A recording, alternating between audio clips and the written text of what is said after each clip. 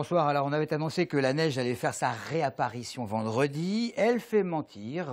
Météo France en Essonne. Route glissante, verglas ce matin avec un thermomètre encore très bas. Heureusement, il y a eu toute la journée un très beau soleil. Souvenez-vous, l'an passé, plusieurs communes de l'Essonne avaient été victimes de vols de câbles électriques. Ça a un rapport. Dans la ligne de mire des voleurs de cuivre, des lieux appartenant à la SNCF et des stades, Viry-Châtillon et Grigny au mois d'avril, Fleury-Mérogis au mois de novembre. Voilà que cette fois, c'est la petite commune de Janvry qui s'est fait dérober plusieurs centaines de mètres de câbles électriques sur la station de ski éphémère Jean Voriaz en cours d'installation. Malgré la déception des bénévoles qui travaillent sur le projet, vous allez voir que le moral est toujours là, comme Maxime Lemaine a pu le constater. Les Pères Noël trônent encore fièrement au cœur du village et au pied de l'église de Janvry. Les canons à neige sont en marche et il fait juste assez froid pour que la poudreuse tienne au sol. Toutes les conditions semblent donc réunies pour accueillir les bambins des alentours et leurs parents pour s'adonner aux joies de la glisse à Jean Voriaz. Seulement voilà, pour faire fonctionner les différents appareils qui doivent assurer le succès de la station de ski éphémère, les besoins en électricité sont importants. Lundi, à partir de 4h30 du matin, les bénévoles ont installé de nombreux câbles dérobés pendant la nuit par des voleurs de cuivre, attirés par une matière première dont le prix ne cesse d'augmenter.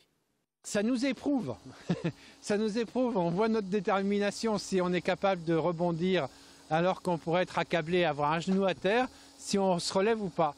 Et ce qui est formidable, c'est qu'avec toute la petite équipe qui bosse ici, eh ben, il y a eu 2 heures difficiles moralement et puis tellement de gens qui ont envoyé des coucous pour dire tenez le coup, qu'on a rebondi, on a retravaillé toute la nuit là, on a dormi sur place et c'est comme si de rien n'était. Les malfaiteurs ont également emporté les moteurs des canons à neige et des centaines de tuyaux d'arrosage enfermés dans un chalet. Le préjudice s'élève à 4 000 €. La mairie a porté plainte auprès de la gendarmerie. Et que les fondus de sport d'hiver se rassurent, Jean Voriaz sera prêt à vous accueillir demain à partir de 16h30 pour les plus petits à la sortie de l'école et à 18h vin chaud pour les plus grands. La saisie de 700 kg de résine de cannabis ira Massy. Les 2 ou 3 individus interpellés sont évidemment en garde à vue. Selon les policiers de l'Office central de répression du trafic illicite de stupéfiants, la saisie a été estimée à environ 4 millions d'euros sur le marché de la revente au détail. Belle prise, d'autant que le cannabis est la drogue la plus consommée en France. Il y a quelque temps, un haut responsable de la police avait indiqué au cours d'une conférence de presse qu'il s'agissait d'un vecteur criminogène à l'origine de nombreux règlements de compte en France, dans certaines villes et dans les cités. À noter que, selon une étude de l'Institut de recherche scientifique sur les boissons, les jeunes Français sont les champions de la consommation de cannabis. Mais contrairement à une idée reçue, la France est l'un des pays européens qui a la plus faible proportion de jeunes ayant déjà fait l'expérience de l'ivresse à 13 ans ou avant 13 ans. Mobilisation demain chez Renault-Lardy. Hier, le groupe a annoncé la suppression de 7 500 postes d'ici le 2016, soit 15% de ses effectifs, mais sans suppression de site ni plan de départ volontaire. En principe, il faut savoir que le centre technique de Lardy en Essonne met au point les moteurs et les boîtes de vitesse de la marque aux losanges. Le centre compte quelques 1400 employés et les syndicats imaginent déjà une charge de travail accrue avec des départs non renouvelés. Audrey Coll. À Lardy, le centre technique de Renault. C'est ici que les innovations et la recherche prennent forme. C'est ici qu'il y a 1 an et demi, Renault présentait sa nouvelle gamme de voitures électriques, dont la fameuse Twizy. Aujourd'hui, Renault doit faire face à la baisse de ses ventes et souhaite pour cela diminuer ses effectifs. À moins d'effectifs, on a moins de projets à faire, on a moins d'innovation. Donc petit à petit, c'est des pertes des connaissances, des pertes des métiers, la perte de la capacité de Renault à sortir des voitures innovantes. Donc tout ce qui est question d'innovation, c'est travailler sur le site de Lardy. Tout ce qui est avant-projet, les nouvelles technologies, moins on y est, moins on peut développer de nouvelles technologies. Hier, la direction du groupe a annoncé la suppression de 7 500 postes à travers ses différents sites en France. Mais Renault a également précisé qu'avec un accord avec les organisations syndicales, il n'y aurait ni fermeture de site, ni plan de sauvegarde de l'emploi, ni plan de départ volontaire. Une négociation pas forcément du goût de la CGT. L'entreprise Renault, on dit qu'elle vend moins, oui, c'est une certitude. Pour autant, l'entreprise Renault, nous, quand on regarde, on attend les résultats. Et c'est pour ça que la direction veut aller vite aussi. C'est qu'on attend les résultats au mois de février. Et les résultats de Renault, aujourd'hui, ils ne sont pas si catastrophiques que ça au point de vue financier. Avec 1400 personnes sur le site de l'Hardy et une possible diminution dans l'ingénierie de 20% des effectifs, les syndicats craignent une charge supplémentaire sur les employés, alors que selon eux, il y a des projets et suffisamment de travail pour de nouvelles embauches.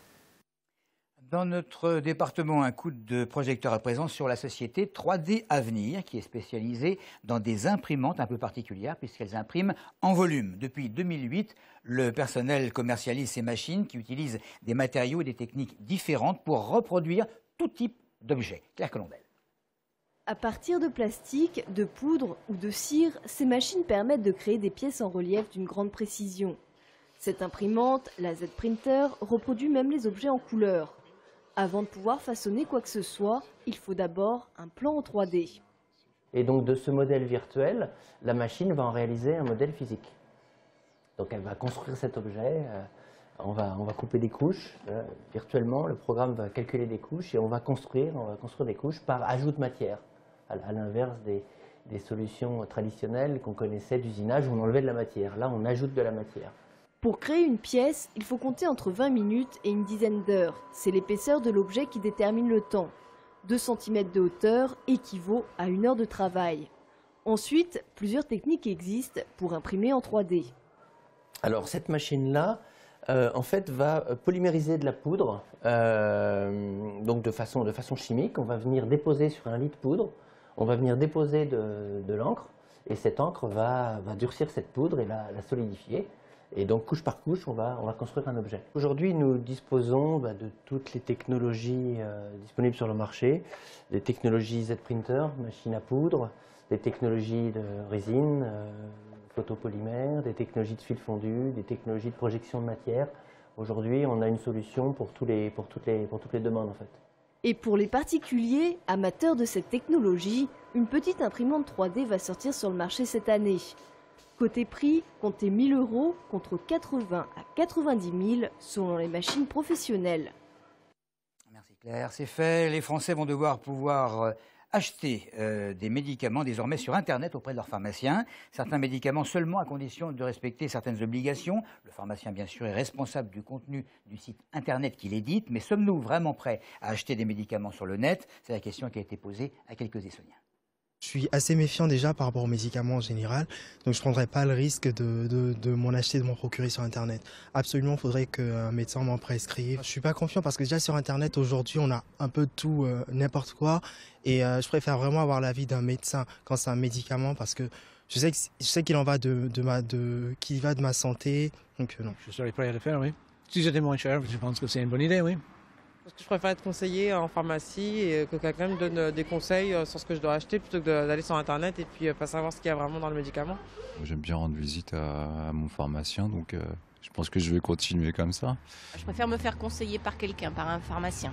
C'est pareil pour le libraire, j'achète pas mes livres sur Internet, je préfère me faire conseiller mes livres par le libraire. À condition que les ventes sur Internet sont bien contrôlées, c'est-à-dire qu'il n'y a pas de contrefaçon de médicaments qui sont vendus illégalement. Et pour les médicaments simples, pourquoi pas.